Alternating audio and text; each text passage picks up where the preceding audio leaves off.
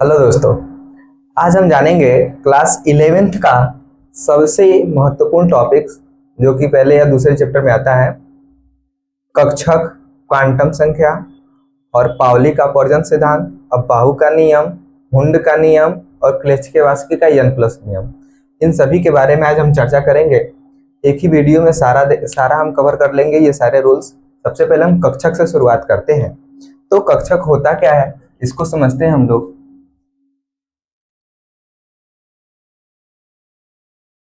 कक्षक को ऑर्बिटल भी कहते हैं। सबसे पहले कक्षक क्या होता है? तो कक्षक एक ऐसा जगह है, परमाणु का ऐसा जगह जहां इलेक्ट्रॉन पाए जाने की संभावना होती है। यानी परमाणु का वह स्थान जहां इलेक्ट्रॉन पाए जाने की संभावना अधिक हो, उसे हम क्या कहते हैं? कक्षक कहते हैं। लिख सकते हैं हम लोग, परमाणु का वह स्थान जहां इलेक्ट्रॉन पाए जाने की संभावना अधिक होती है,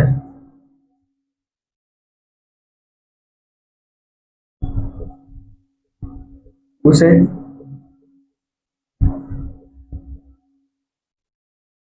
कक्षक कहते हैं।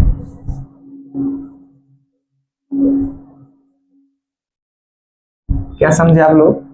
समझना यह है कि परमाणु का वह स्थान जहां इलेक्ट्रॉन पाए जाने की संभावना सबसे अधिक होगी वो क्या कहला जाएगा? कक्षक कहलाएगा। ये चार प्रकार के होते हैं। कितने प्रकार के होते हैं? ये चार प्रकार का होता है।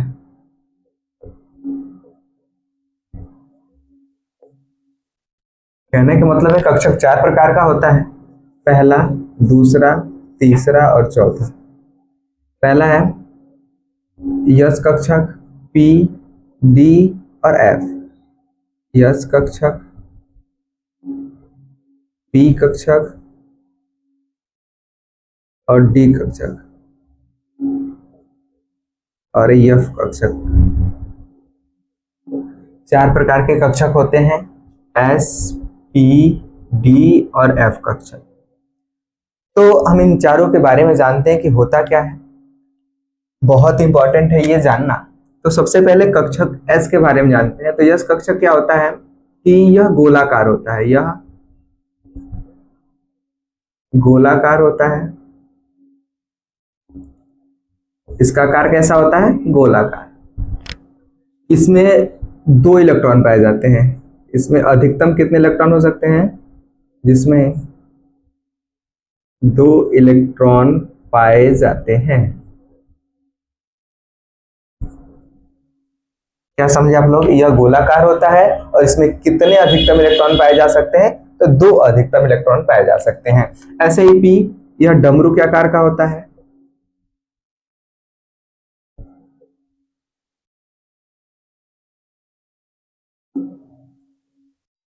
आकार का होता है। इसमें 6 इलेक्ट्रॉन पाए जाते हैं।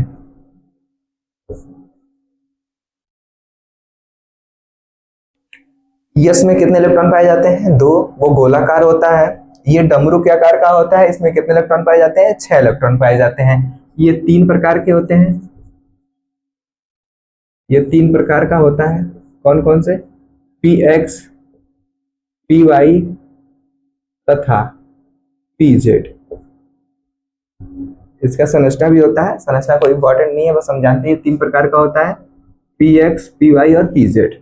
ऐसे डी कक्षक में आते हैं। यह द्वि डंबल के आकार का होता है, यानी दो डमरू के आकार का, द्वि डंबल कहते हैं। द्वि डंबल के आकार का होता है।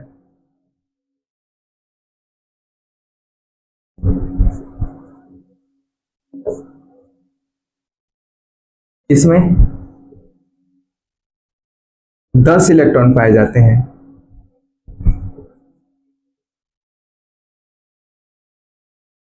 कितने इलेक्ट्रॉन पाए जाते हैं? 10 इलेक्ट्रॉन पाए जाते हैं। ये पांच प्रकार का होता है। ये पांच प्रकार का होता है। ये पांच प्रकार का होता है। कौन कौन से? ये भी जान लेते हैं, थोड़ा सा इसको नीचे लिख लेते हैं एक लाइन के लिए।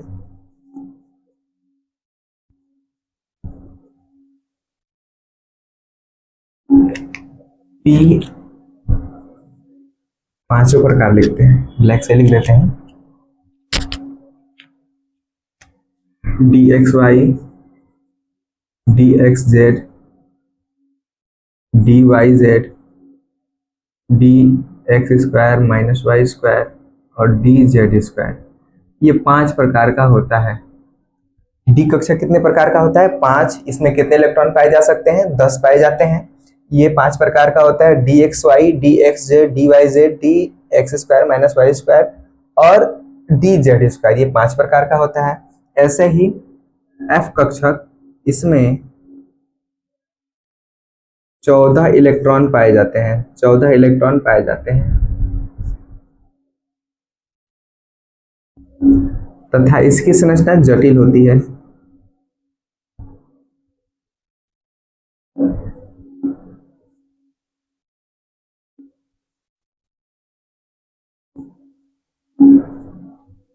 आप लोगों ने क्या समझा? कक्षक किसे कहते हैं? बहुत ही आसान शब्दों में कह सकते हैं कि परमाणु का वह स्थान जहां इलेक्ट्रॉन पाए जाने की संभावना अधिक होती है उसे हम क्या कहते हैं? कक्षक कहते हैं। कक्षक 4 प्रकार का होता है, एस कक्षक, पी कक्षक, डी कक्षक और एफ कक्षक। यस, यह गोलाकार होता है जिसमें 2 इलेक्ट्रॉन पाए जाते हैं। पी डमरू के आकार का होता है, इसमें 6 इलेक्ट्रॉन पाए जाते हैं। यह 3 प्रकार का होता है, पी एक्स, पी वाई और पी जेड। ऐसे ही डी कक्षक, यह द्विडंबल के आकार का होता है, इसमें 10 इलेक्ट्रॉन पाए जाते हैं। यह 5 प्रकार का होता है, D X Y, D X Z, D Y Z, D X square minus Y square और डी जेड स्क्वायर। ऐसे ही एफ कक्षक की बात की जाए तो इसमें 14 इलेक्ट्रॉन होते हैं या पाए जाते हैं। इसकी संरचना जटिल होती है, तो हम समझ लेते हैं एस में कितने इलेक्ट्रॉन? 2 इलेक्ट्रॉन। पी में कितने इलेक्ट्रॉन? 10 इलेक्ट्रॉन। डी में कितने इलेक्ट्रॉन? सॉरी, पी में 6 इलेक्ट्रॉन। 10 में कितने इलेक्ट्रॉन? डी में कितने इलेक्ट्रॉन? 10 इलेक्ट्रॉन। और एफ में कितने इलेक्ट्रॉन? 14 इलेक्ट्रॉन पाए जाते हैं। ये इंपॉर्टेंट है, आप नोट डाउन कर लीजिए, कक्षक में ये जानना जरूरी है। यस में कितने इलेक्ट्रॉन होते हैं? 2, पी में 6, डी में 10, एफ में 14। ये आपको जब आवर्त सारणी पढ़ेंगे आप लोग उसमें भी आप लोग जानेंगे। एक बार मैं जिक्र कर देता हूँ, यस में 2 इलेक्ट्रॉन, पी में 6 और डी में 10, एफ में 14। जो आवर्त सारणी की आप पूरी संरचना पढ़ेंगे 11th में 10th में पढ़े होंगे आप लोग, तो उसमें देखेंगे कि यस कक्षक में 2 रो होते हैं, 2 कॉलम होते हैं, यानी 2 वर्ग होते हैं। वो इसी के आधार पर होते हैं कि यस में 2 इलेक्ट्रॉन पाए जाते हैं तो 2 कॉलम होते हैं, यानी 2 वर्ग होते हैं। पी में 6, यानी पी का कितना भाग होता है? राइट साइड में होता है 6 कॉलम, यानी 6 वर्ग होते हैं। डी में 10 वर्ग होते हैं और एफ में 14 इलेक्ट्रॉन पाए जाते हैं, यानी 14 वर्ग होते हैं। यहीं से लिया गया है वो। और नील्स बोर का परमाणु मॉडल भी इस पर आधारित है। जैसे एक बार हम जिक्र कर लेते हैं, नील्स बोर का परमाणु मॉडल होता है के एल एम और एन के आधार पर उन्होंने डिवाइड किया था, 2, 8, 18 और 32। तो के को कहते हैं एस और एल को कहते हैं एसपी, इसको कहते हैं एसपीडी और इसको कहते हैं एसपीडीएफ। अब कैसे आप समझ लेते हैं, एस में कितने इलेक्ट्रॉन? 2, या इसमें एस में 2 और पी में 6 और 6 2 मिलके 8 और ऐसे ही डी में 10, तो एस 2, 6 और 8 18। यहाँ देखो 2, 6, 2, 8, 10, 18 और 14, 32। यानी यहीं से लिया गया है कि के को यस कहते हैं, एल को एसपी, एम को एसपीडी और एन को एसपीडीएफ। टोटल मिलाकर 2, 8, 18, 32 होते हैं जो इलेक्ट्रॉन के वितरण के लिए, इलेक्ट्रॉनिक के विन्यास के लिए जरूरी होते हैं। तो हमने कक्षक पढ़ लिया है, अब हम पढ़ेंगे क्वांटम संख्या। कक्षक में कोई दिक्कत नहीं होनी चाहिए, बस आपको इतना आना चाहिए कि यस में कितने इलेक्ट्रॉन होते हैं? 2, पी में 6, डी में 10, एफ में 14। और कितने प्रकार का होता है? तो यस एक गोलाकार होता है, कह सकते हैं कि एक ही होता है, नोडल तल। एस का आकार ऐसे होता है गोलाकार, एक बीच में नोडल तल होता है और इसे हम कहते हैं यस कक्षक। नोडल प्लेट कह सकते हैं इसे, नोडल तल, ठीक, नोडल। और पी 3 प्रकार का होता है, P X, P Y, P Z. हम एक बार देख लेते हैं, ऐसे बनता है।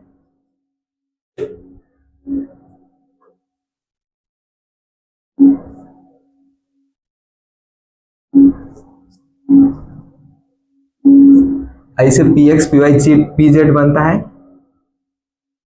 तो ऐसे ही सारी संरचनाओं को पढ़ना है, लेकिन ज्यादा इंपॉर्टेंट होता नहीं है, इसलिए हम आपको बस केवल ये बता रहे हैं कि यस दो इलेक्ट्रॉन पाए जाते हैं, एक गोलाकार होता है, पी डमरू के आकार का होता है, 3 प्रकार का होता है, 6 इलेक्ट्रॉन पाए जाते हैं। आगे इनकी व्याख्या करेंगे क्वांटम नंबर में कि कैसे सब होता है। आगे हम पढ़ते हैं क्वांटम संख्या।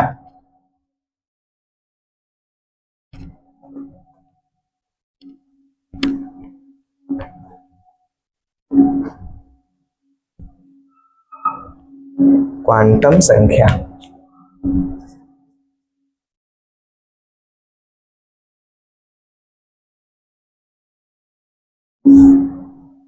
अंग्रेजी में भी क्वांटम नंबर ही कहते हैं। तो इसका परिभाषा क्या होता है लिख दे रहे हैं पहले।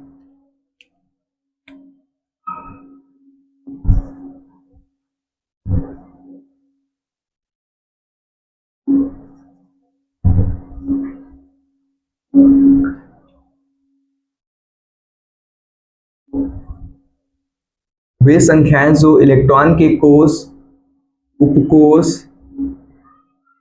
उप ऊर्जा स्तर,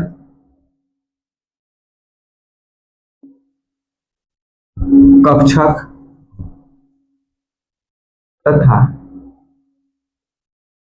वे संख्याएं जो इलेक्ट्रॉन के कोष, उपकोष, उप ऊर्जा स्तर तथा चक्रण की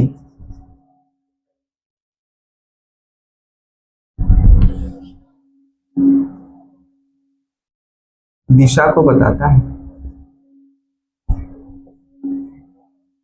क्वांटम संख्या कहलाता है।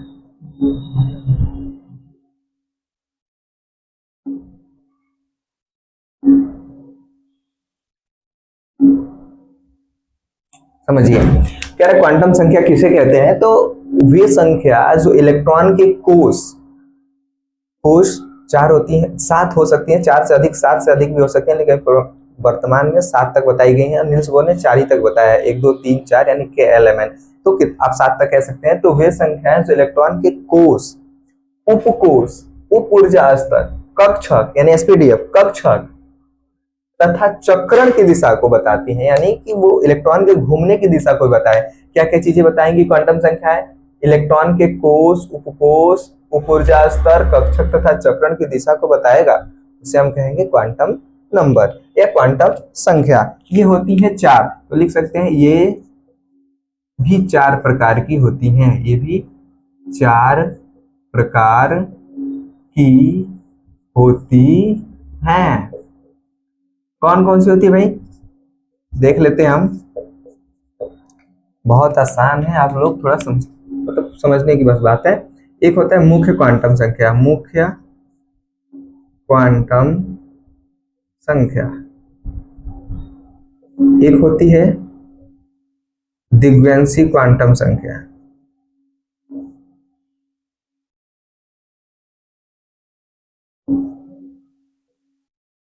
एक होती है चुंबकीय क्वांटम संख्या।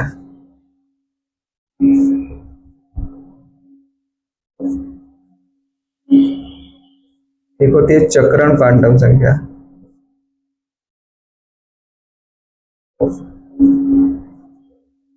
ऐसे भी आप लिख सकते हैं, कोई दिक्कत नहीं है। मुख्य क्वांटम संख्या, द्विगंशी क्वांटम संख्या, चुंबकीय क्वांटम संख्या, चक्रण क्वांटम संख्या। इसे यन से लिखते हैं, इसे यल से, इसे एम से और इसे एस से।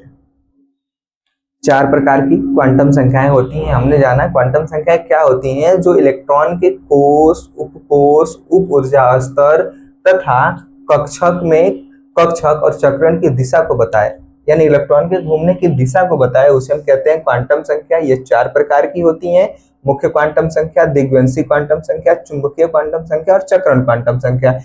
मुख्य को एन से, दिग्वंशी को एल से, चुंबकीय को एम से और चक्रण को एस से प्रदर्शित करते हैं। और एक एक करके हम जानेंगे कि ये क्वांटम संख्याएं क्या होती हैं, इनमें हमें क्या क्या पढ़ना होता है।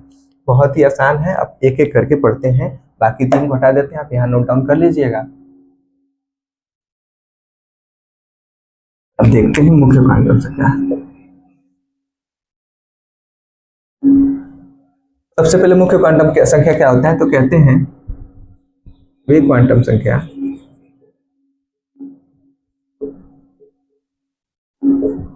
जो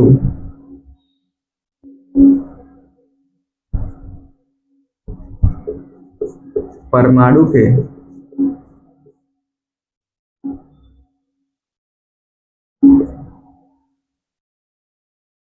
कोश में, परमाणु के कोश में उसकी स्थिति तथा ऊर्जा के बारे में पूर्ण जानकारी देता है।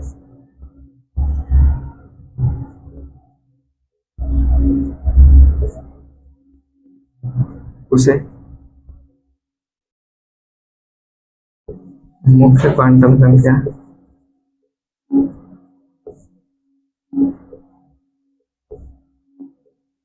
कहते हैं।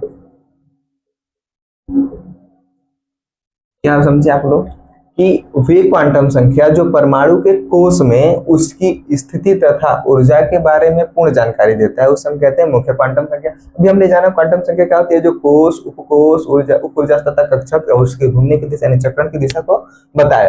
तो पहली वाली किस चीज के बारे में बताएगी, तो वे क्वांटम संख्या मुख्य क्वांटम संख्या से कहते हैं जो परमाणु के कोश में, ये इसको है कर दीजिए आप, कोश में उसकी स्थिति तथा ऊर्जा के बारे में जानकारी देती है, इसे मुख्य क्वांटम संख्या कहते हैं। एक बात नोट कर लीजिए कि n का मान यानी मुख्य क्वांटम संख्या का मान शून्य नहीं हो सकता, शून्य नहीं हो सकता। कभी भी मुख्य क्वांटम संख्या का मान शून्य नहीं हो सकता। इसका मतलब है n का मान 1 से स्टार्ट होगा और यहाँ तक हो सकता है, आगे भी हो सकता है, कोई बात नहीं, ठीक है। ये हो सकता है n का मान कभी भी शून्य नहीं होगा, इसे हम कहते हैं मुख्य क्वांटम संख्या। आपसे कोई पूछे मुख्य क्वांटम संख्या किसे कहते हैं, तो आप बोलिए कि वे क्वांटम संख्या जो परमाणु के कोश में उसकी स्थिति तथा ऊर्जा के बारे में पूर्ण जानकारी देती है, उसे हम कहते हैं मुख्य क्वांटम संख्या। अब आता है दिव्यांशी क्वांटम संख्या, दूसरा है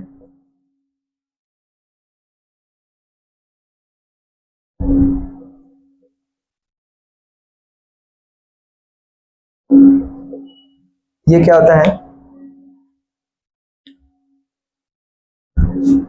वे क्वांटम संख्या जो परमाणु के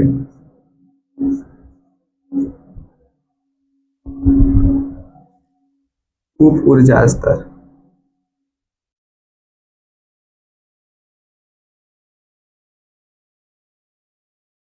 वे क्वांटम संख्या जो परमाणु के उप ऊर्जा स्तर में उसकी स्थिति तथा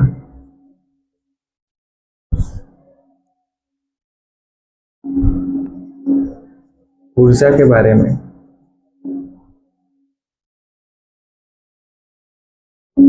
पूर्ण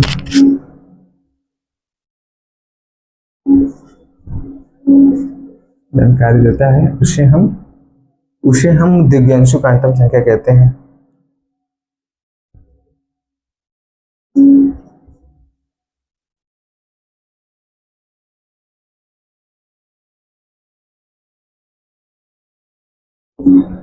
संख्या कहते हैं।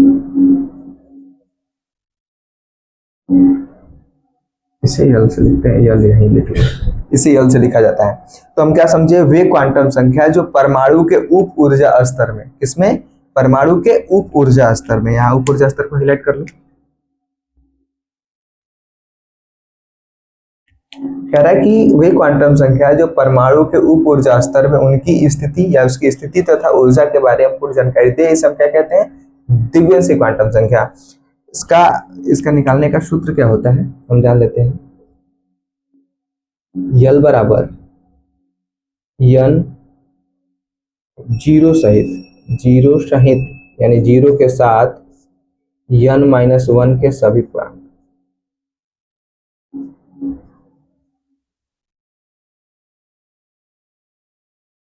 ये सूत्र होता है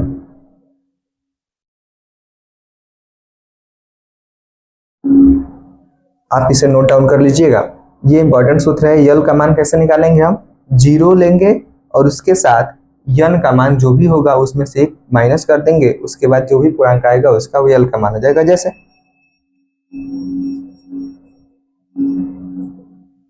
यन बराबर 5, तो एल का मान बताओ।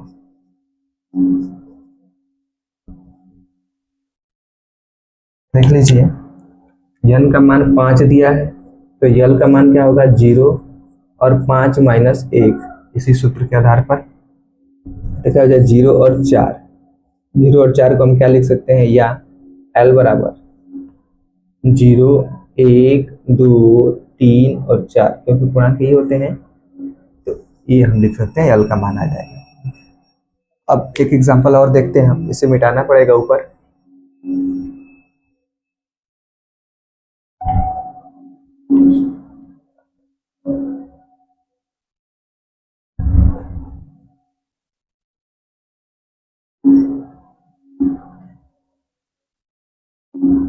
यल का मान आया था 1, 2, 3, 4। यहाँ कुछ नोट कर लीजिए। नोट,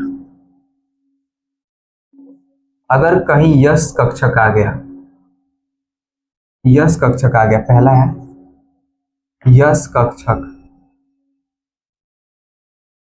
है तो यल बराबर 0 होगा, ये आप नोट कर लीजिए। दूसरा है पी कक्षक है तो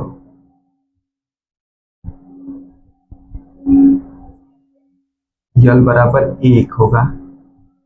तीसरा डी है तो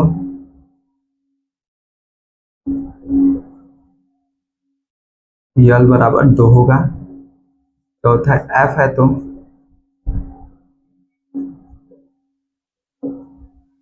यल बराबर 3 होगा। ये इंपॉर्टेंट है सब, आप नोट कर लीजिए। अगर यस कक्षक अपी एस पी डी एफ में से कोई भी दिया हुआ है, एस पी डी एफ में से कोई भी दिया हुआ है, तो हम वहां इस सूत्र का प्रयोग नहीं करेंगे। हम डायरेक्ट लिख देंगे यल का मान 0, यस है तो, पी है तो यल का मान 1, और डी है तो यल का मान 2, और एफ है तो एफ का मान। जैसे क्वेश्चन लिख देते हैं, एक जैसे क्वेश्चन है 3s में यन तथा यल का मान बताओ, यन तथा एल का मान बताओ। यन का मतलब मुख्य क्वांटम संख्या, यल का मतलब दिव्यांशी क्वांटम संख्या का मान बताओ। अब करना क्या है? सबसे पहले 3s लिखना है, जो आगे होता है यही कोस होता है, तो यन का मान यही हो जाएगा 3, और यल का मान निकालने के लिए हम क्या करते हैं? इस सूत्र का प्रयोग करेंगे। लेकिन कब? जब यहाँ यस पीडीएफ न दिया हो तब। लेकिन यस दिया है तो डायरेक्ट हम यल का मान क्या लिख देंगे? 0। यल का मान क्या आ जाएगा? 0। अभी आगे हम जानेंगे कि क्यों ये बातें लिखी जा रही हैं। एक बार हम समझ लेते हैं। यल बराबर 0 लिखेंगे तो इसका पूर्णांक 1 ही आएगा, और 1 में 2 इलेक्ट्रॉन भरे जाते हैं, एक स्पिन अप एक स्पिन डाउन। तो एस में कितने इलेक्ट्रॉन होते हैं? 2, इसलिए यल का मान 0 लिखा जाता है। पी में कितने इलेक्ट्रॉन होते हैं? 6, और यल का मान 1 लिखने का मतलब क्या है कि जब हम इसका पूर्णांक में तोड़ेंगे तो आएगा +1, 0 और -1, और एक एक में 2 इलेक्ट्रॉन भरे जाते हैं, तो 2 यानी 2 तिहाई 6 हो जाएगा। और पी में कितने इलेक्ट्रॉन हो सकते हैं? 6। अगर अधिक लिख दिया जाए तो 6 से अधिक इलेक्ट्रॉन हो जाएंगे, जो कि कक्षक में हम पहले ही पढ़ चुके हैं कि पी में 6 होते हैं, डी में 10 होते हैं। ये 5 प्रकार का होता है। अगर हम यहाँ 2 लिख रहे हैं तो एक +2 +1 2 हो गया, एक 0 3, अब -1 -2 5 हो गया। 5 में 2 भरेंगे तो 5 दूना के 10 हो जाएगा, इसलिए यहाँ ऐसे लिखा जाता है। अभी आगे हम समझेंगे। आगे हम चलते हैं चुंबकीय क्वांटम संख्या पे, इसे मिटाया जाए। आप ये नोट कर लीजिए, बहुत इंपॉर्टेंट है कि जहां यस आएगा वहां यल का मान 0 होगा, जहां पी आएगा वहां यल का मान 1 होगा, जहां डी आएगा वहां यल का मान 2 होगा, जहां एफ आएगा वहां यल का मान 3 होगा, जैसे कि यहाँ हमने बताया है। एक और एग्जांपल ले लीजिए जैसे समझने के लिए। 4D में यन तथा यल का मान बताओ।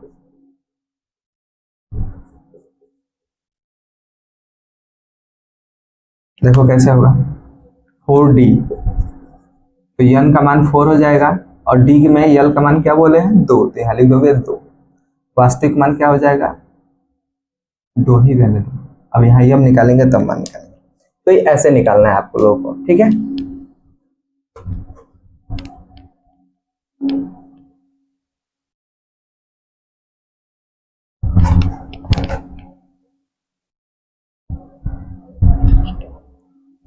अब लिखेंगे चुंबकीय क्वांटम संख्या। तीसरा है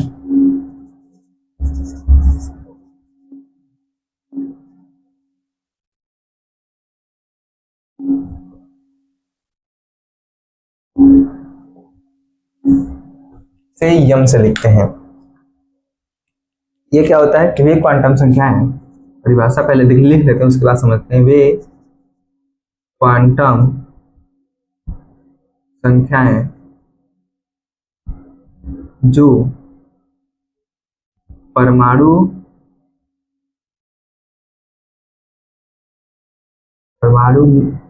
के उपकोष परमाणु के उपकोष के कक्षक में, किसमें, कक्षक में स्थिति तथा ऊर्जा की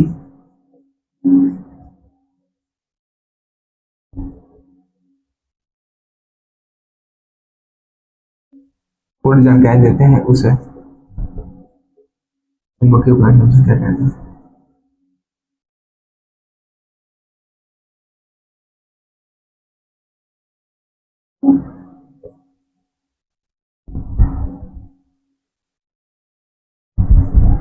क्या समझे हैं? पहला वाला जो मुख्य क्वांटम संख्या था वो कोष में उसकी स्थिति ऊर्जा के बारे में बता रहा था, और जो द्विगुणित क्वांटम संख्या था वो उप ऊर्जा स्तर में उसकी स्थिति ऊर्जा के बारे में बता रहा था। अब आया है चुंबकीय क्वांटम संख्या। ये क्या कह रहा है कि वो वे क्वांटम संख्या है जो परमाणु के उपकोष के कक्षक में, किसमें, उपकोष के कक्षक में उसकी स्थिति तथा ऊर्जा के बारे में पूर्ण जानकारी देगा, उसे हम कहेंगे चुंबकीय क्वांटम संख्या। इसका सूत्र क्या होता है हम जान लेते हैं। यम बराबर प्लस यल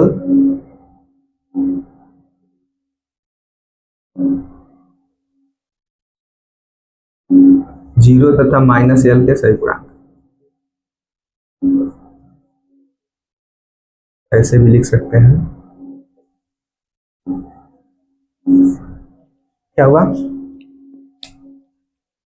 प्लस यल के सभी पूर्णांक लिखेंगे, फिर जीरो लिखेंगे, फिर माइनस यल के सभी पूर्णांक लिखेंगे। यम का मान निकालने के लिए हमें यल का मान पता होना चाहिए, और यल का मान पता होगा तो कैसे लिखेंगे हम? प्लस यल के सभी पूर्णांक और बीच में फिर जीरो लगाएंगे, फिर माइनस यल के सभी पूर्णांक। जैसे एक क्वेश्चन देखते हैं। यदि यल बराबर 3 दिया हो,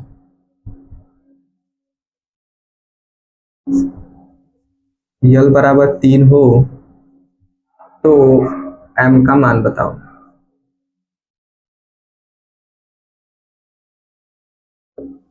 जैसे यल बराबर 3 हो तो यम का मान बताओ, तो देखें एल का मान कितना दिया है 3, तो यम का मान क्या हो जाएगा? +3 जीरो और -3। हम इसे पूरा विस्तार करके लिखेंगे तो कैसे? +3 +2 +1, क्योंकि ये प्लस वाले का सभी पूर्णांक हो गया, और जीरो, फिर -3 -1 -2 और -3। इसे विस्तार करके लिख दिए तो क्या हो गया? एल का मान, यम का मान हो गया, क्योंकि हम बोले हैं यल का सभी प्लस यल के सभी पूर्णांक और माइनस यल के सभी पूर्णांक, तो प्लस यल के सभी पूर्णांक लिखे गए हैं, माइनस यल के सभी पूर्णांक लिखे गए हैं, बीच में जीरो लिखा गया है, तो ये यम का मान हो जाएगा। अब एक संबंध आपको बताते हैं, किसमें?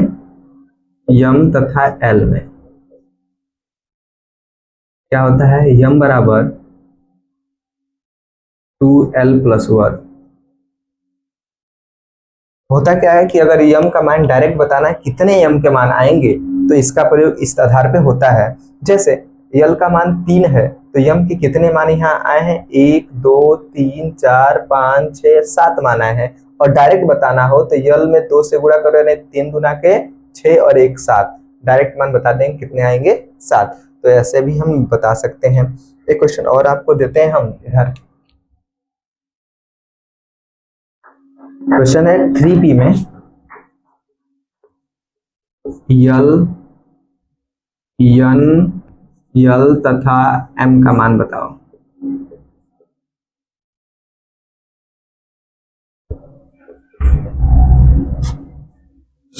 चलिए देखते हैं 3p। तो हम यन का मान डायरेक्ट लिखेंगे 3, क्योंकि जो आगे वाला होता है यही कोस होता है। पी है तो यल का मान कितना होगा भाई, तो बताया हूँ, यस होगा तो 0, पी होगा तो 1, डी होगा तो 2 और एस पी डी एफ होगा तो 3। तो पी आया तो पी मैंने यल का मान कितना लिख देंगे, तो 1। तो यल बराबर यम बराबर क्या होगा, अभी बोला हूँ +1 के सभी पूर्णांक, फिर 0 और फिर -1 के सभी पूर्णांक, तो +1 और 0 यहाँ हो जाएगा। तो ये आ गया एन, एल और एम का मान आ गया। ऐसे ही करके हम किसी का भी निकाल सकते हैं। और आगे पढ़ते हैं चक्रण क्वांटम संख्या के बारे में। आपने पूरा अच्छे से समझ लिया चुंबकीय क्वांटम संख्या क्या होता है, जो उपकोष में, किसमें, उपकोष के कक्षक में, उपकोष के कक्षक में स्थित तथा ऊर्जा के बारे में पूर्ण जानकारी देती है, उसे चुंबकीय क्वांटम संख्या कहते हैं। निकालने के लिए +L के सभी पूर्णांक और -L के सभी पूर्णांक और 0 के साथ रहेगा, जैसे हमने अभी देखा। ठीक है, अब आगे पढ़ते हैं चक्रण क्वांटम संख्या।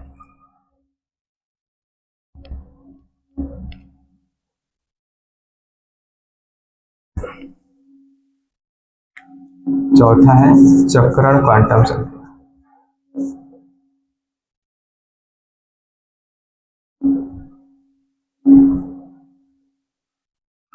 इसे यस से लिखते हैं।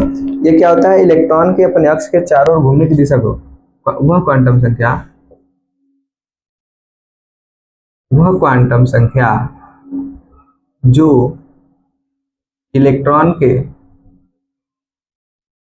अपने अक्ष के चारों ओर घूमने की दिशा को प्रदर्शित करता है।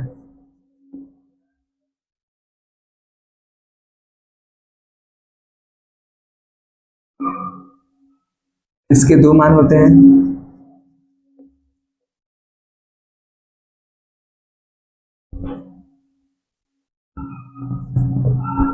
पहला S बराबर +½ यानी +1/2 और दूसरा होता है S बराबर -1/2। इसे स्पिन अप कहते हैं और इसे स्पिन डाउन कहते हैं। अब हम जानेंगे कि यस के तो दो मान हो गए, कब स्पिन अप होता है, कब स्पिन डाउन। यानी इलेक्ट्रॉन जब चक्कर लगाता है, जब इलेक्ट्रॉन चक्कर करता है या चक्कर लगाता है तो दो दिशाओं में करता है, एक क्लॉकवाइज, एक एंटी क्लॉकवाइज, एक घड़ी के दिशा में, एक घड़ी के विपरीत दिशा में।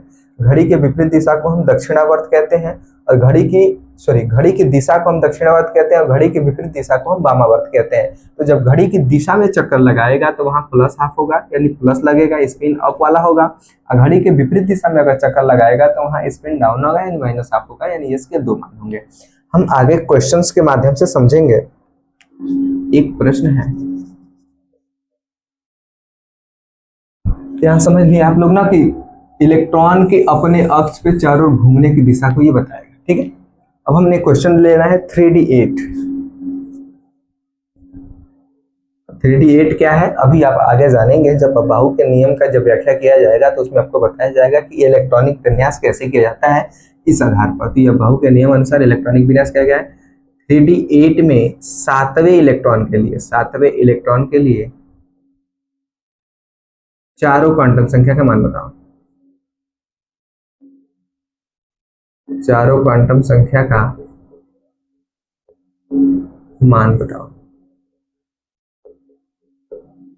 देखिए 3D8 में एकदम कंफर्म है कि डी में कितने इलेक्ट्रॉन है, 8 है।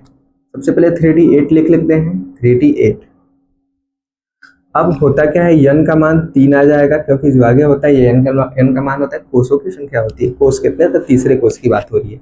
डी है तो यल का मान क्लियर है कि 2 आएगा, अभी मैं बताया हूँ। यस रहेगा तो 0, पी रहेगा तो 1, डी रहेगा तो 2, एफ रहेगा तो 3। तो यल का मान डायरेक्ट आ गया 2। तो यम का मान यहाँ से निकाल लो, +2, +1, 0, -1 और -2। आपने निकालना सीख क्या होगा। और यस का मान निकालने के लिए हम क्या करेंगे, इसे हम 5 भागों में बांटेंगे। जितने यहाँ बनेंगे, यम का मान जितना आएगा उतने ही यहाँ भाग बनाए जाएंगे, 1, 2, 3, 4 और 5। मैंने आपको बताया था कि जो डी कक्षक होता है वो कितने प्रकार का होता है, 5। इसीलिए यल का मान डायरेक्ट 2 लिखा जाता है याद करने के लिए, और वहां आपको बताने के लिए ये तरीका है कि क्यों हम यल का मान 2 लिखते हैं। क्योंकि यल होता है 5 प्रकार, डी होता है 5 प्रकार का, अगर यल का मान 2 से अधिक होएगा तो डी का ये जो खाने हैं बढ़ जाएंगे, प्रकार जो है बढ़ जाएंगे, इसलिए 2 होता है। क्योंकि यल का मान 2 होगा तो यम का मान कितना आ जाएगा, अगर बताऊं 2l+1 संबंध होता है उनमें, तो 2 दूनी के 4 और 1 5 हो जाएगा। तब हम इलेक्ट्रॉन कितने भरने हैं, 7 इलेक्ट्रॉन। तो सबसे पहले तरीका होता है कि एक एक इलेक्ट्रॉन सभी कोषों में भर दिया जाए। तो सब में कितने कितने इलेक्ट्रॉन हो गए, एक एक। हुंड के नियम में जानेंगे हम, इस प्रक्रिया को हुंड के नियम में हम लोग जानेंगे। एक एक हो गए, और कितने हो गए, 1 2 3 4 5। हम ऐसे नहीं भरेंगे कि 2 इसमें भर लेते हैं फिर ऐसे नहीं, सबसे पहले एक एक सब में भरा जाएगा, फिर उसके बाद से जो बचेगा नीचे उसके बाद डाउन में भरा जाएगा। तो 5 हो गया, कितने इलेक्ट्रॉन के लिए बोला, 7, 7वें के लिए, तो एक 6 हो गया, एक 7 हो गया। तो यस का वास्तविक मान क्या आ गया, यम का वास्तविक मान क्या आ गया, +1। तो यस बराबर क्या होगा, डाउन हुआ है ना, तो -12, लास्ट वाला इलेक्ट्रॉन क्या हुआ है, डाउन में आया है। तो ये चीजें हैं एस एन एल और एम एस का मान, यानी चारों क्वांटम संख्याओं का मान ऐसे हम निकालेंगे। एक बार हम फिर से समझ लेते हैं। 3d8 में 7वें इलेक्ट्रॉन के लिए बोला है n का मान 3 होगा तो यल का मान 2 होगा, क्योंकि d है एच, डी में यल का मान 2 ही होता है। और जब यल का मान 2 है तो मैं बोला हूं यम का मान निकालने के लिए प्लस, यहाँ एक बार देख लो यम का मान कैसे निकला है, बोला हूं कि प्लस यल 0 और माइनस यल के सभी पूर्णांक। तो प्लस यल यानी 2 है तो +2 यानी +2 और +1 इसके अंदर ही आता है, फिर 0 फिर माइनस यल यानी 2 का माइनस वाला पूर्णांक, तो -1 -2, तो टोटल हो गया 5। जितने ये होंगे उतने हमने कॉलम बना लिया इसमें। उसके बाद कितने इलेक्ट्रॉन के लिए कह रहा है, 7। 5 कॉलम बने हैं तो सबसे पहले स्पिन अप वाले एक एक भरे जाएंगे, तो 5 हो गया, फिर 2 वाले डाउन भरे गए। सबसे लास्ट वाला किसमें था, +1 में, तो यम का वास्तविक मान कितना हो गया, +1, और लास्ट वाला जो था यस का मान हो गया -12, क्योंकि नीचे था तो -12 स्पिन डाउन हो गया। ऐसे ही चारों क्वांटम संख्या का मान निकल गया। एक और एग्जांपल हम ले लेते हैं, समझने के लिए आप लोगों को समझना जरूरी है। 2p5 में ले लेते हैं। 2p5 में 5वें इलेक्ट्रॉन के लिए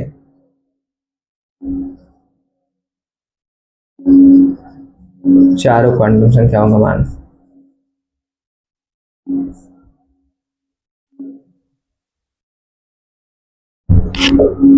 देखो 2p5 है तो 2p5 में n का मान क्या हो जाएगा, 2, l का मान क्या हो जाएगा, 1 डायरेक्ट, और m का मान क्या हो जाएगा, +1 0 -1। तो यस का मान क्या हो जाएगा, 3 कॉलम बनेंगे, 1 2 3।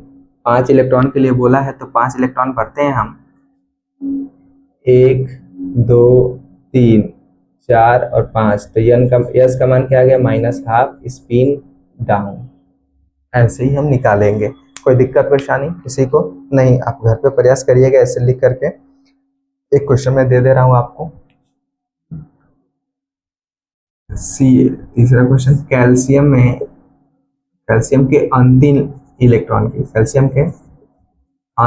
इलेक्ट्रॉन की चारों क्वांटम संख्याओं का मान बताओ। चारों क्वांटम संख्याओं का मान,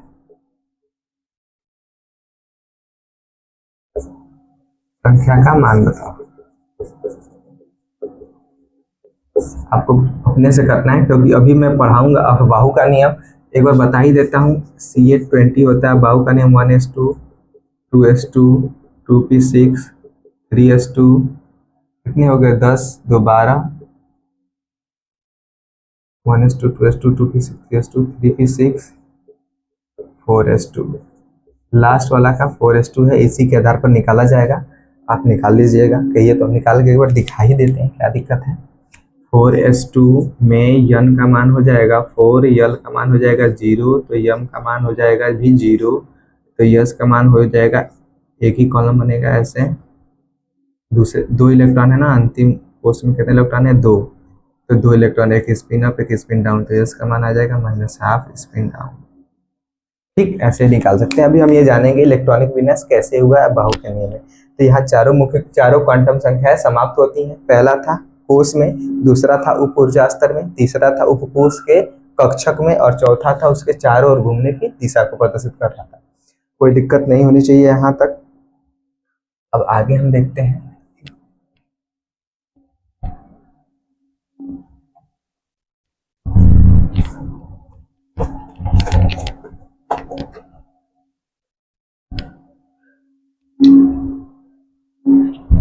एक क्वेश्चन और हम लोग देख लेते हैं थोड़ा इलेक्ट्रॉन प्रदर्शित करने के लिए, कि इलेक्ट्रॉन को भी कैसे बता सकते हैं कि इसमें कितने इलेक्ट्रॉन होंगे। जैसे n बराबर 3 है, n बराबर 3 है तो चारों क्वांटम संख्याओं का मान तीनों 3 बज रहा है ना, तो यल, यम तथा यस का मान बताओ, तथा तथा इलेक्ट्रॉन को भी प्रदर्शित करो, इलेक्ट्रॉन को प्रदर्शित करो। एक क्वेश्चन जान लेते हैं कैसे इलेक्ट्रॉन को प्रदर्शित करना होता है। n बराबर 3 है तो क्लियर है कि यल का मान क्या होगा। अभी मैं सूत्र लिखवाया था, यहाँ कोई एसपीडीएफ नहीं दिया है। जब कोई भी एसपीडीएफ नहीं दिया है तो यल का मान कैसे निकाला जाता है आप लोगों को बताया गया है, 0 सहित n-1 के सभी पूर्णांक। तो 0 और यहाँ आएगा 2, तो हम लिख सकते हैं 0, 1 और 2, यल का मान आ गया। अब यल का मान आ गया 0, 1, 2, तो यल बराबर एक बार 0 लिखो, यल बराबर एक बार 1 लिखो, यल बराबर एक बार 2 लिखो। तो यम का मान भी क्या हो जाएगा, 0 होगा। यहाँ यम का मान क्या होगा, एक बार प्लस होगा, एक बार 0 फिर -1 होगा। यहाँ क्या होगा, यम का मान +2, +1, 0, -1 और -2, ये मान आएंगे।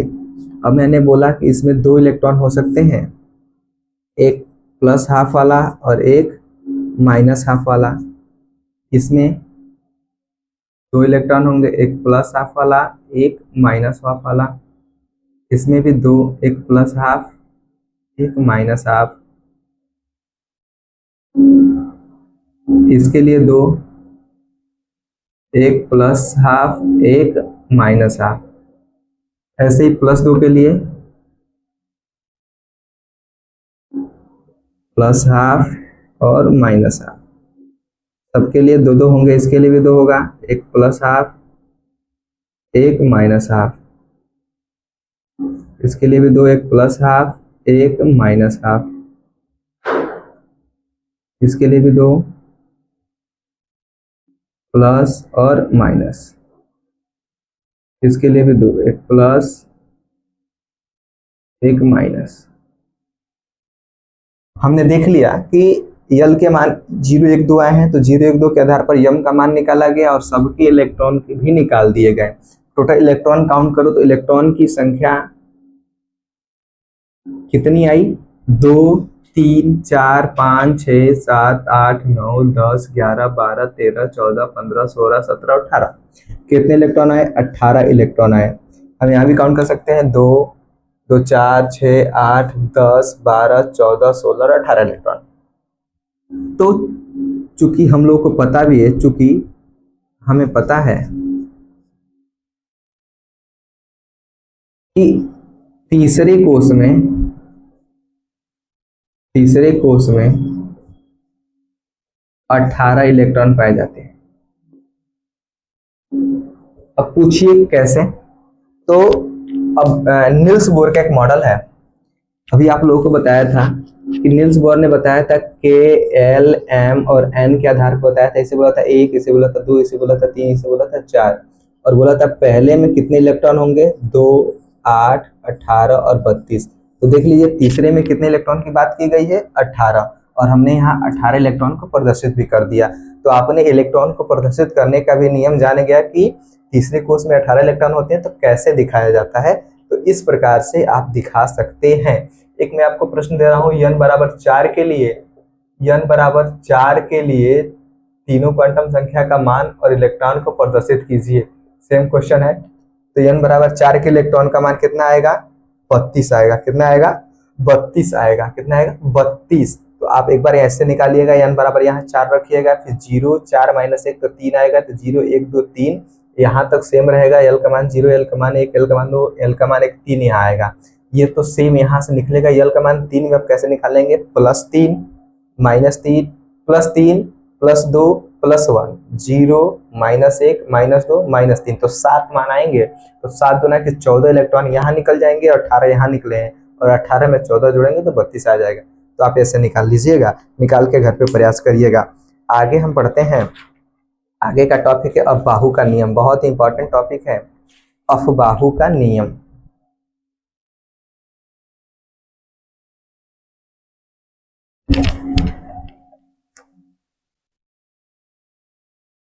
अफबाहु का नियम, आपको बता दें कि अफबाहु कोई वैज्ञानिक नहीं है, वो एक जर्मन भाषा का शब्द होता है। अफबाहु का नियम,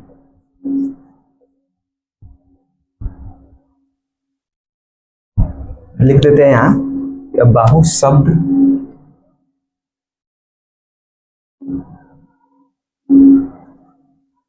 जर्मन भाषा का एक शब्द है,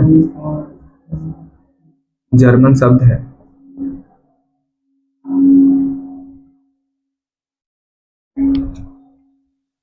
जर्मन शब्द है, ये किसी वैज्ञानिक का नाम नहीं है।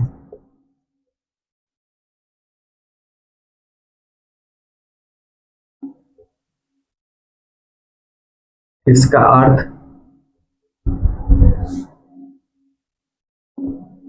रचना करना तथा निर्माण करना है। निर्माण करना होता है। क्या समझे आप लोग? अफबाहु एक जर्मन शब्द है, जर्मन भाषा का शब्द है, ये किसी वैज्ञानिक का नाम नहीं है। इसका अर्थ होता है रचना करना या निर्माण करना। इस नियम के अनुसार क्या होता है हम समझते हैं। इस नियम के अनुसार क्या कह सकते हैं? इस नियमानुसार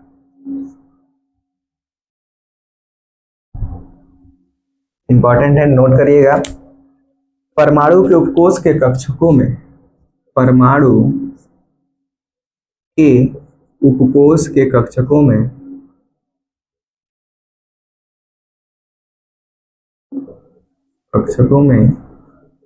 इलेक्ट्रॉन ऊर्जा के बढ़ते हुए क्रम में रखे जाते हैं।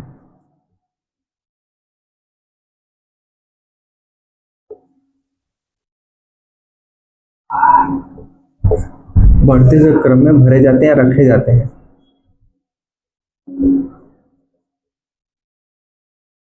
क्या हुआ? अफबाहु के नियमानुसार जो इलेक्ट्रॉन है वो उपकोष के कक्षक में बढ़ते हुए प्रकार में रखे जाएंगे, यानी बढ़ते हुए ऊर्जा के स्तर में रखे जाएंगे। जैसे हम आप लोग समझते हैं 1s, देखिए कैसे 1s 2s 3s 4s 5s 6x 6s और 7s 2p 3p 4p 5p 6p 3d 4d 5d 6f 5f।4f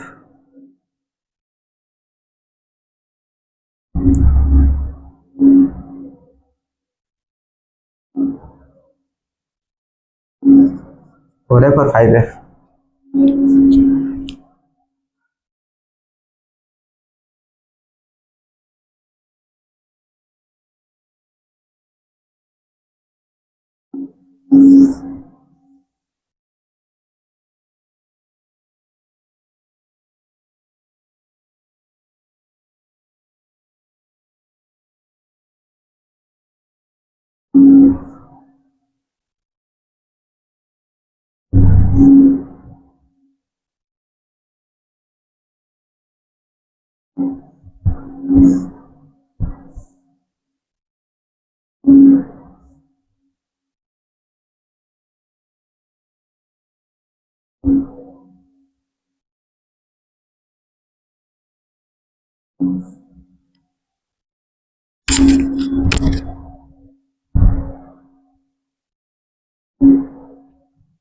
पर बढ़ा देते हैं 7p और यहाँ 6d।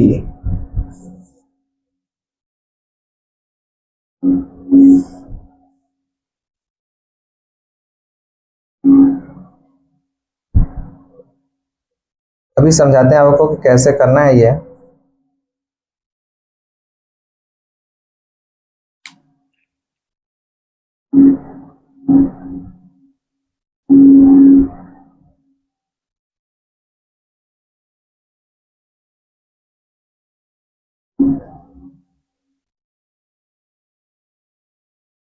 अच्छे से बनाइए आप भी साथ में।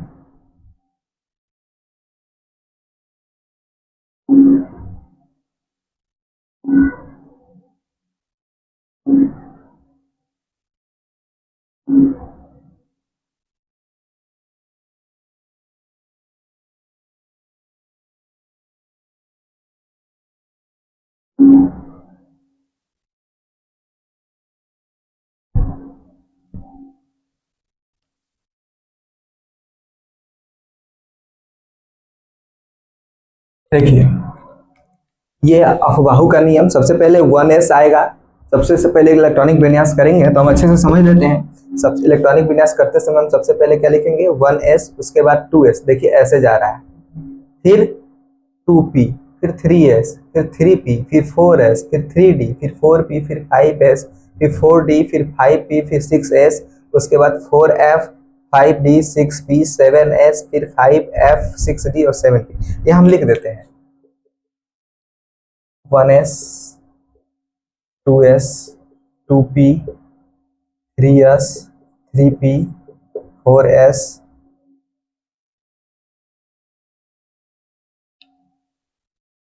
3d, 4p, 5s, 4d, 5p, 6s, 4f, 5d, 6p, 7s, 5f, 6d, 7p। ये अफवाहों का नियम, बढ़ता हुआ क्रम, ऊर्जा का बढ़ता हुआ क्रम। ऊर्जा के बढ़ते हुए क्रम है, 1s के बाद 2s, 2s के बाद 2p, 2p के बाद 3s, 3s के बाद 3p, 3p के बाद 4s, 4s के बाद 3d, 3d के बाद 4p, 4p के बाद 5s, 5 के बाद 4d, 4d के बाद 5p, 6s, 4f, 5d, 6p, 7s, 5f, 6d। ये बढ़ता हुआ क्रम है। अब हम जानेंगे कितने इलेक्ट्रॉन होते हैं। तो यस में 2, यहाँ भी 2, पी में 6, हम आपको बता चुके हैं पहले। 2, 6, 2, 10 होते हैं डी में इलेक्ट्रॉन, 6, 2, 10, और यहाँ 6, 2, 14, 10, 6, 2, 14, 10, 6। ये इलेक्ट्रॉन है। तो ऐसे इस आधार पर इलेक्ट्रॉनिक विन्यास करेंगे। जैसे भी हम आपको कैल्शियम का बता रहे थे, आप लोगों ने समझा था 1s2, 2s2, 2p6, 3s2, 3p6, 4s2। ये इलेक्ट्रॉनिक विन्यास हमने बनाया था, आप लोग को बताया था कि मैं आगे भी बताऊंगा। देखो 20 इलेक्ट्रॉन इसके पास हैं। 2 इलेक्ट्रॉन, 2 4, 2 6, 6 4 10 हो गए, 2 12, 6 18 और 2 20। ऐसे कितना भी इलेक्ट्रॉन का आए तो इस आधार पर हम बना सकते हैं। 118 तक आएंगे तो कोई दिक्कत नहीं, बना सकते हैं, लेकिन उतना कोई जरूरी नहीं है। और ये होता है बाहु का नियम, बहुत ही जरूरी है। नील्स बोर के बाद जब भी हम इलेक्ट्रॉनिक विन्यास करते हैं तो इस आधार पर करते हैं, यानी नील्स बोर के बाद इलेक्ट्रॉनिक विन्यास इलेक्ट्रॉनों का वितरण और बाहु के नियम के अनुसार किया जाता है। बहुत ही अच्छे से आप लोग इसको समझ लीजिए। इसमें कुछ अपवाद होते हैं, मैं आपको बता देता हूँ।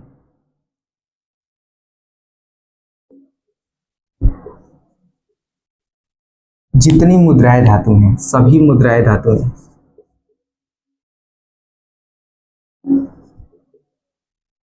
मुद्राएं धातु हैं, अफबाहु के नियम का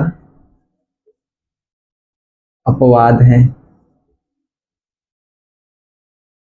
क्योंकि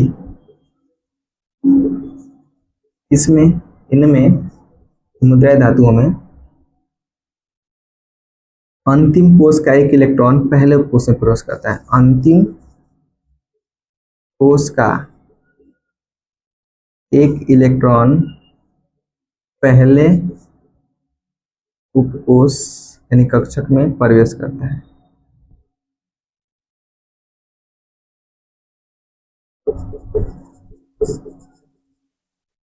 देखते हैं कैसे। जैसे कॉपर 29 होता है, ये मुद्रा धातु है, कॉपर से मुद्रा बनाई जाती है। तो इसका कैसे होता है हम समझ लेते हैं। सबसे पहले इसका नॉर्मल करते हैं। 1s2 2s2 2p6 3s2 3p6 4s2, कितना हो गया, 2 4 10 2 12 6 18 2 20 और 3d9, 29 इलेक्ट्रॉन टोटल हो गए। लेकिन ये तो सामान्य है। अब ये अपवाद क्यों है, तो अपवाद में देखते हैं। जितनी मुद्राएं धातुएं होती हैं वह बाहु नियम के अपवाद होती है। कैसे? अब अपवाद का मतलब होता है कि उस नियम का पालन नहीं करती है। 1s2 2s2 2p6 3s2 3p6 और पहले उपकोष में प्रवेश करेगा तो हो जाएगा 3d10 और ये हो जाएगा 4s1। तो ये यहाँ जो परिवर्तन हुआ है वो जितनी मुद्राएं धातु हैं इसका पालन करती हैं। तो अब लास्ट को 3d10 लिया जाएगा और इस आधार पर इसकी व्याख्या की जाएगी, क्योंकि जो कॉपर होता है वो डी कक्षक, डी जो है डी कक्षा का भाग होता है, एसपीडी डी वाले में आता है कॉपर, इसलिए हम 3d10 में एक इलेक्ट्रॉन बढ़ाते हैं। वो जितनी मुद्राएं धातु में वो बढ़ता है और डी वाले को हम लास्ट कक्षा का इलेक्ट्रॉन मानते हैं और इस आधार पर इसका हम पूरा वर्गीकरण करते हैं। आगे जानेंगे। तो ये था पूरा बाहु का नियम। उम्मीद है कि आपको समझ में आया होगा। और आगे हम समझते हैं पाउली का अपवर्जन नियम।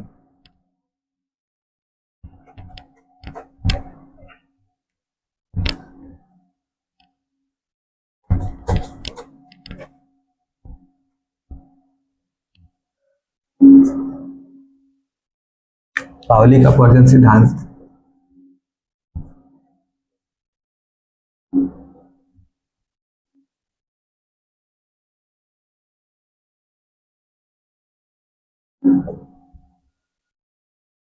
आसान है। इनका कहना है कि किसी भी परमाणु में किसी भी परमाणु में किन्हीं 2 इलेक्ट्रॉन के लिए चारों क्वांटम संख्याओं का मान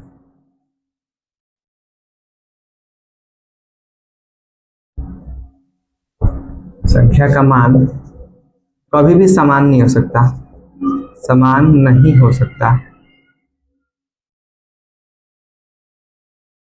इनका क्या कहना है कि किसी भी परमाणु में किन्हीं 2 इलेक्ट्रॉन के लिए चारों क्वांटम संख्या का मान समान नहीं हो सकता, तथा n l m का मान समान भी हो जाता है, l का मान समान भी हो जाता है।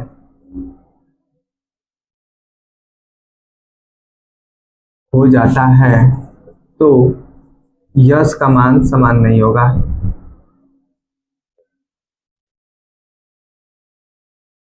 ये क्या कह रहे हैं कि 2 इलेक्ट्रॉन के लिए चारों क्वांटम संख्याओं का मान कभी समान नहीं हो सकता। उसमें से यदि n l और m का मान समान हो जाता है तो l का मान समान नहीं होगा। जैसे के उपकोष का निष्कर्षण करते हैं।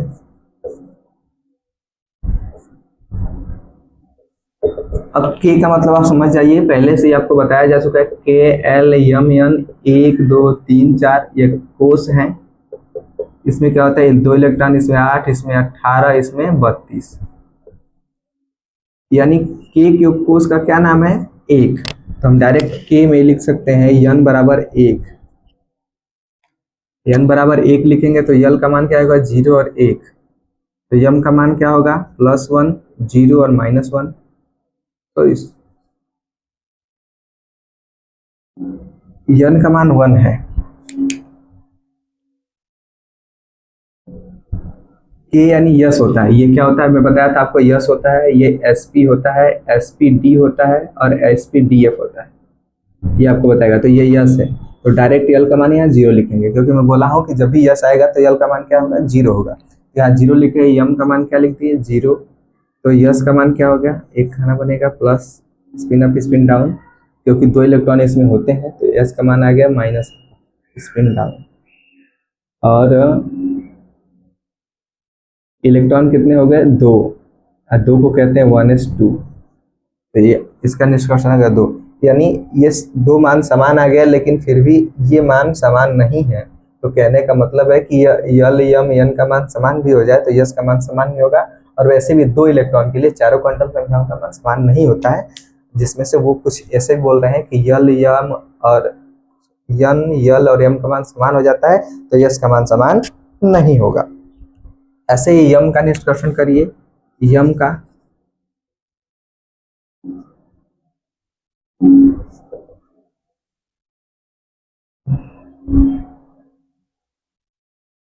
यन बराबर 3 होगा तो यल का मान 0 और 2 हो जाएगा, तो यम का मान +2 +1 0 -1 और -2 हो जाएगा। जल्दी जल्दी कर लेते हैं। और यम में कितने इलेक्ट्रॉन होते हैं 18, तो 18 इलेक्ट्रॉन का निष्कर्षण कर देंगे। ठीक उसी प्रकार से जहां से यल बराबर 1 0 रखा गया था, यल बराबर 1 और यल बराबर 2, तो यहाँ यम का मान हो जाएगा 0, यहाँ यम का मान हो जाएगा +1 0 और -1। मैं निकाल के आप लोग को दिखा सका हूँ इसलिए निकालूंगा नहीं। +2 +1 0 -1 और -2 निकाल के दिखा चुका हूँ। यहाँ 2 इलेक्ट्रॉन, यहाँ 6 और यहाँ 2 2 4 6 8 10 इलेक्ट्रॉन आएंगे, तो टोटल इलेक्ट्रॉन की संख्या आ जाएगी 18। 18 को कहते हैं,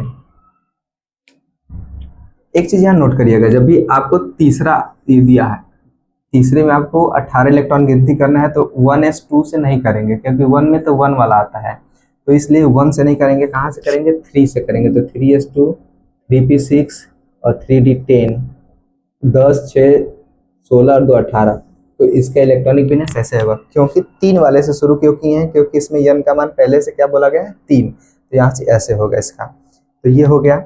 अब आगे हम जानते हैं, आसान है, बस आपको पाउली का वर्जन नियम ये समझना है कि 2 इलेक्ट्रॉन के लिए चारों क्वांटम संख्याओं का मान समान नहीं हो सकता। अगर उसमें से यन यल और यम का मान समान भी हो जाता है तो यस का मान समान नहीं होगा। केवल इतना ही इसमें समझना था। अब हम एक और नियम है,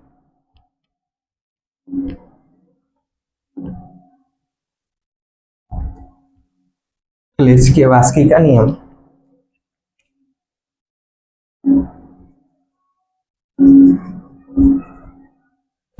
क्लेचकी-वास्की का नियम, इसे यन प्लस यल नियम भी कहते हैं। पहला नियम क्या कहते हैं इनका, कि पहले तो इनके 2 नियम है, इनके 2 नियम है, जिसमें से पहला है इलेक्ट्रॉन उस कक्षा में पहले प्रवेश करता है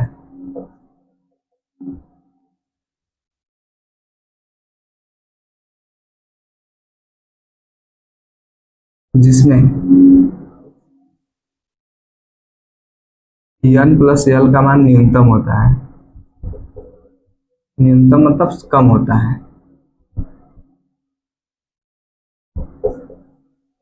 अब बाहू का नियम देखे थे, 1s से शुरू था और वहां तक गया था, तो 1s2 2s2 2p6 3s2 3p6 जो भी है, तो उसमें कह रहा है कि सबसे इलेक्ट्रॉन पहले किस में करेगा। आपको कैसे पता चलेगा कि 3d10 पहले आएगा कि 4s2 पहले आएगा, तो हम उसी के लिए क्लेचकी-वास्की के लिए एक नियम दिया है कि इलेक्ट्रॉन उस कक्षा में पहले प्रवेश करेगा जिसमें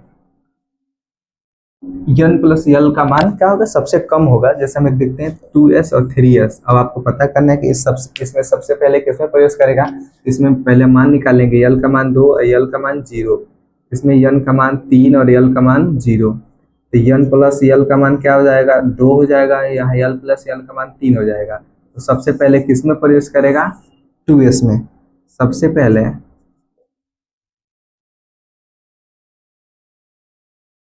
2s में प्रवेश करेगा। क्यों, क्योंकि इसमें यल प्लस यल का मान कम है, किससे 3s से। पहला नियम कहता है। दूसरा नियम कहता है कि इलेक्ट्रॉन उस कक्षा में पहले प्रवेश यदि n प्लस यल का मान समान हो तो, बराबर भी आ सकता है, तो इसलिए कह रहा है n प्लस यल का मान समान हो तो इलेक्ट्रॉन उस कक्षा में पहले प्रवेश करेगा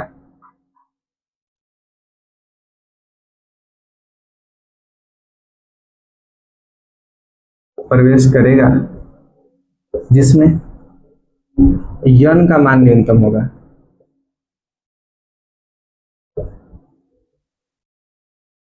जैसे देख लीजिए 3p और 4s, 3p और 4s, इसमें यल का मान क्या है 3, यल का मान 1 क्योंकि p है, तो n प्लस यल का मान क्या हो जाएगा 4।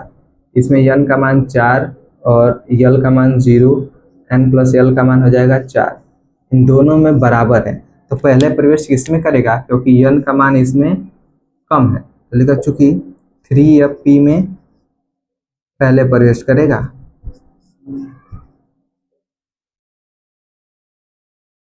क्योंकि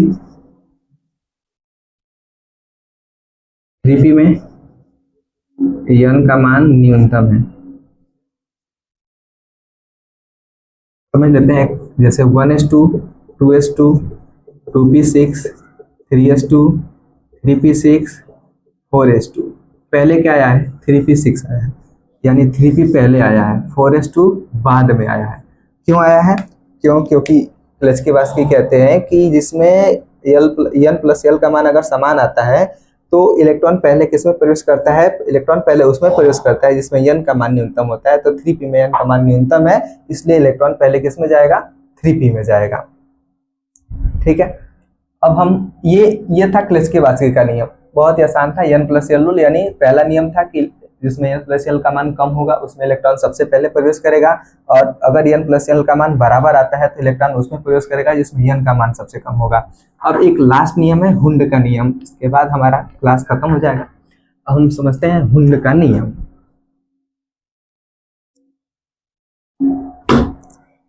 हुंड का बहुत ही इंपॉर्टेंट नियम है।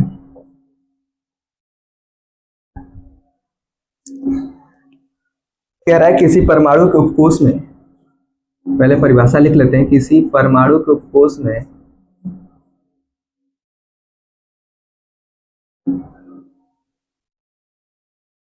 इलेक्ट्रॉन तब तक अनियमित नहीं होते हैं। कह रहा है कि किसी परमाणु के उपकोष के कक्षक में इलेक्ट्रॉन तब तक नहीं भरे जा सकते जब तक कि सब में एक एक इलेक्ट्रॉन ना हो जाए। उपकोष के कक्षक में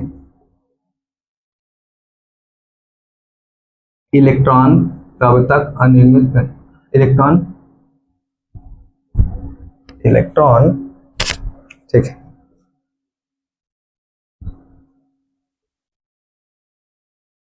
अनियमित यानी भरना नहीं होते जब तक कि प्रत्येक कक्षक में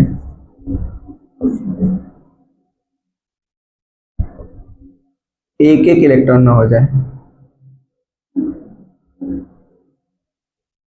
इलेक्ट्रॉन ना हो जाए।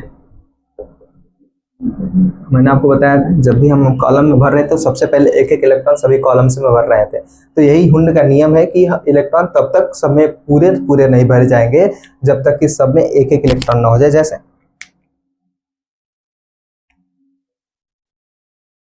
जैसे देखते हैं, एक होता है P2, P3, P4, P5, P6, P6 तक हो सकता है। क्यों हो सकता है भाई, क्योंकि मैं अभी बात आपको पहले ही बताया था, क्वांटम नंबर जब कक्षक पढ़ा रहा था तो उसमें बताया था कि P में अधिकतम कितने इलेक्ट्रॉन हो सकते हैं, तो P में अधिकतम 6 इलेक्ट्रॉन हो सकते हैं।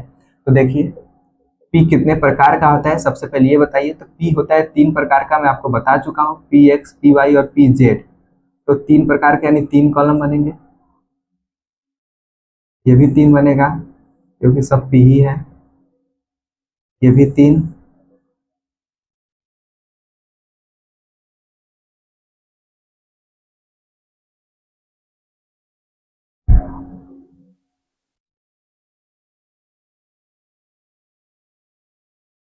अब बताइए इसमें कितने इलेक्ट्रॉन है, दो। तो सबसे पहले एक, हम डायरेक्ट इसमें दो इलेक्ट्रॉन नहीं भर सकते, क्योंकि हुंड का नियम क्या कह रहा है कि परमाणु के कोष के कक्षक में इलेक्ट्रॉन तब तक अनियमित तब तक नहीं भरे जा सकते तब तक कि प्रत्येक कक्षक में एक एक ना हो जाए। तो सबसे पहले एक इसमें हो गया, तो हम डायरेक्ट इसमें दूसरा नहीं भर सकते, हम आगे वाले में भरेंगे एक इलेक्ट्रॉन। इसमें दो ही है, इसमें तीन है, तो एक दो और तीन।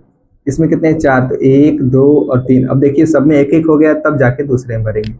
अब हो गया एक दो तीन चार और पांच, इसमें हो गया एक दो तीन, तीन अनियमित हो गए। कह रहा है कि तब तक अनियमित नहीं होते, तो तब तक जब तक एक सब में एक एक ना हो जाए, तो सब में एक एक हो गए हैं, अब आराम से भर सकते हैं। चलेगा। तो ये है हुंड का नियम, कह रहा है कि जब तब तक नहीं अनियमित होते जब तक कि सब में एक एक इलेक्ट्रॉन ना भर जाए। जैसे हम एग्जांपल देखते हैं, जैसे कॉपर के एग्जांपल लेते हैं, उदाहरण कॉपर का लेते हैं। कॉपर का 29 होता है, दो, आठ, 18 और एक। अब इसका इलेक्ट्रॉनिक विन्यास करते हैं, 1s2, 2s2, 2p6, 3s2, 3p6, 4s2, 3d9। मैं आपको बोला हूं कि ये अपवाद होता है, तो ये 3d9 नहीं होगा। एक इलेक्ट्रॉन जो पहला कोष है ये अंतिम कोष में प्रवेश कर जाएगा, तो 3d10 हो जाएगा। तो आप सबसे पहले हम 3d10 को लेंगे। करना क्या है, इसमें कॉपर में चारों क्वांटम संख्याओं का मान बताना है। चारों क्वांटम संख्या का मान तथा हुंड के नियम से इलेक्ट्रॉन का वितरण करना है, इलेक्ट्रॉन का वितरण करना है। तो सबसे पहले 3d10 लाइए, यहाँ सबसे अंतिम इलेक्ट्रॉन का ही निकाला जाता है। यन का मान 3 आएगा और यल का मान डी है तो 2 हो जाएगा, तो यम का मान कितना हो जाएगा, +2, +1, 0, -1, -2। आपको बहुत अच्छे से बताया गया है सारी चीज़ों में कैसे निकाला जाता है, सूत्र लिखवाए भी है, सब कुछ बताए हैं। तो यस का मान क्या हो जाएगा, कितने कॉलम बनेंगे, 5, 1 2 3 4 5 है, तो 1 2 3 4 और 5 बन गए। क्यों बने हैं भाई, क्योंकि 5 कॉलम है। और एक और नियम है कि डी कितने प्रकार का होता है, तो 5 प्रकार का होता है। वहां से भी हम समझ सकते हैं कितने इलेक्ट्रॉन है, 10। 1 2 3 4 5, एक एक इलेक्ट्रॉन सब में भर दिए गए हुंड के नियम अनुसार। अब तब जाकर दूसरे में फिर से नीचे वाले भरेंगे, 10 इलेक्ट्रॉन हो गए। ये एस का मान हो गया, यस का, यम का मान वास्तविक मान कौन सा हो गया, -2, क्योंकि लास्ट इलेक्ट्रॉन किसमें प्रवेश किया है, -2 में, तो यम का वास्तविक मान -2 हो गया। और यस का मान क्या होगा, स्पिन डाउन, तो -12 स्पिन डाउन, यस का मान हो गया। अब इलेक्ट्रॉन का वितरण करना है, तो इलेक्ट्रॉन का वितरण सारे के आधार पर करते हैं, पूरे के आधार पर। यहाँ से शुरू करते हैं। सबसे पहले कॉलम बनाते हैं, एक 1s के लिए, 2s के लिए, 2p के लिए, 1s हो गया, 2s हो गया, 2p, 3s के लिए, 3s हो गया, फिर 3p,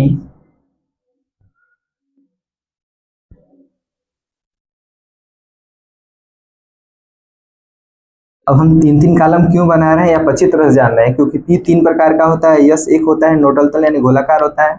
अब डी आएगा तो 5 प्रकार का होगा, तो यस भी 4s1,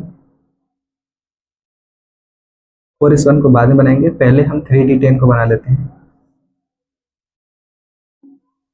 1 2 3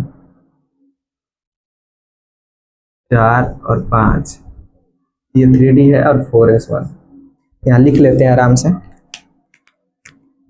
1s2, 2s2, 2p6, 3s2, 3p6, 3d10, 4s1 बना लेते हैं। पहले एक एक इलेक्ट्रॉन भरा जाएगा,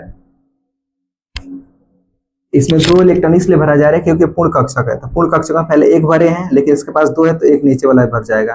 अब इसमें 6 है तो पहले एक, फिर एक, फिर एक, हुंड के नियम अनुसार फिर से 1 1 2 3 3 6 होगा। इसमें 2 है तो 1 और 1 2, इसमें 6 है तो 1 1 1 3 4 5 और 6, इसमें 10 है तो एक इलेक्ट्रॉन, 2 3 4 5 6 7 8 9 और 10 हो गए, इसमें 1 है तो। अब पूछेगा कि अनियमित इलेक्ट्रॉन की संख्या कितनी है, अनुयुग्मित अनयुग्मित इलेक्ट्रॉन बराबर कितने हैं? 1। अनयुग्मित मतलब कौन से इलेक्ट्रॉन पूर्ण नहीं है? तो 4s1 वाला एक इलेक्ट्रॉन पूर्ण नहीं है। ठीक है, तो ये अनयुग्मित इलेक्ट्रॉन की संख्या होगी। ऐसे ही आप करके किसी का भी निकाल सकते हैं। तो आपको मैं दे रहा हूँ, सोडियम और क्लोरीन का निकाल लीजिएगा। इसका 11 होता है, इसका 17 होता है, और प्रयास कर लीजिएगा चारों क्वांटम संख्या का मान और ऐसे इलेक्ट्रॉन के भीतर। ठीक है, आप उम्मीद करता हूँ आप लोगों को समझ में आया होगा। एक बार उनका फिर से बता दे रहा हूँ कि तब तक अनियमित इलेक्ट्रॉन नहीं होते जब तक प्रत्येक में एक एक इलेक्ट्रॉन न भर जाए। ठीक है, ऐसे ही। ठीक है, धन्यवाद।